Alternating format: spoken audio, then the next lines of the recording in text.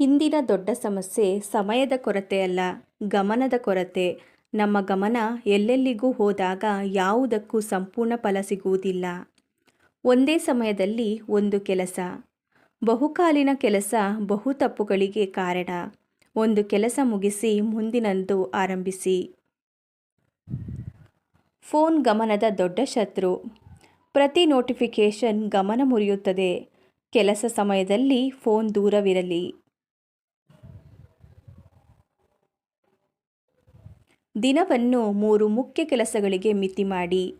ಹೆಚ್ಚು ಕೆಲಸ ಪಟ್ಟಿಗೆಲ್ಲ ಗಮನ ಚೂರು ಚೂರು. 3 ಮುಖ್ಯ ಕಾರ್ಯಗಳ ಮೇಲೆ ಪೂರ್ಣ ಗಮನ ಕೊಡಿ. ಗಮನಕ್ಕೆ ವಿರಾಮ ಅಗತ್ಯ. ನಿರಂತರ ಕೆಲಸ ಗಮನ ಕುಗ್ಗಿಸುತ್ತದೆ. 25 ರಿಂದ 30 ನಿಮಿಷ ಕೆಲಸ, 5 ನಿಮಿಷ ವಿರಾಮ. ಕೆಲಸದ ಜಾಗ ಸ್ವಚ್ಛವಾಗಿರಲಿ.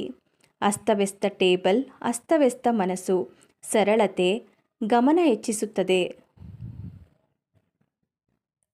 ನಿದ್ರೆ ಕಡಿಮೆಯಾದರೆ ಗಮನ ಕುಸಿತ. ನಿದ್ರೆ ತ್ಯಾಗ ಮಾಡಿ ಯಶಸ್ಸು ಸಾಧ್ಯವಿಲ್ಲ.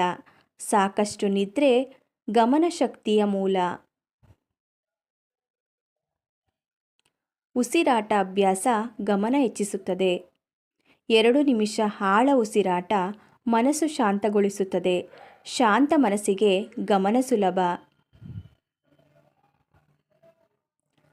ಅತಿಯಾದ ಮಾಹಿತಿ ಹಾನಿಕಾರಕ.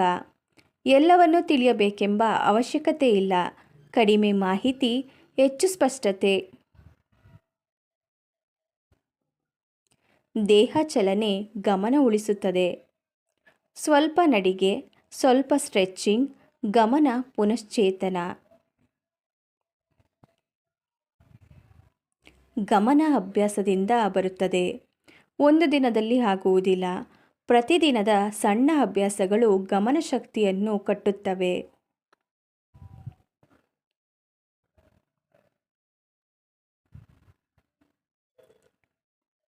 ಗಮನ ಇರುವ ಜಾಗದಲ್ಲಿ ಫಲ ಖಂಡಿತ. ಗಮನ ಕಳೆದುಕೊಂಡರೆ ಶ್ರಮ ವ್ಯರ್ಥ.